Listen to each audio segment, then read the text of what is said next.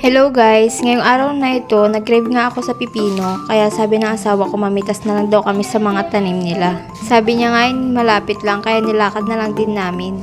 Pero parang hindi naman kasi medyo matagal din kami naglalakad.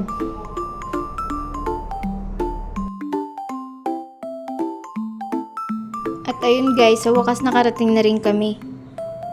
Hindi ko nga alam na meron pala silang taniman ng gulay dito sa gilid. May mga tanim silang talong dyan, mga pipino, at saka mga sitaw.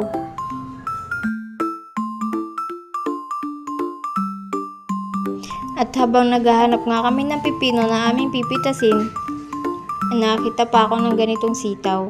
Yan, medyo maliit pa siya dyan. At dito sa gawing ito, nakita ko naman yung sitaw na isa. Mahaba siya. Yan yung tinatawag nilang gagawin nilang binhi. Yan yung itatanim ulit. At dito naman sa gawing ito, nakita ko na yung pipino na hinahanap ko. Kaso maliit pa.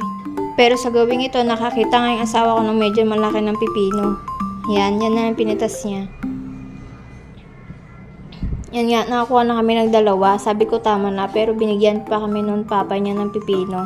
Kaya nang makauwi na nga kami, ay akin nang hiniwa yung pipino. Para lalagyan ko na yan ng asin. Gusto ko kasing asin na sausawan ko. So, ayun nga guys, craving satisfied. Yun lang guys, bye!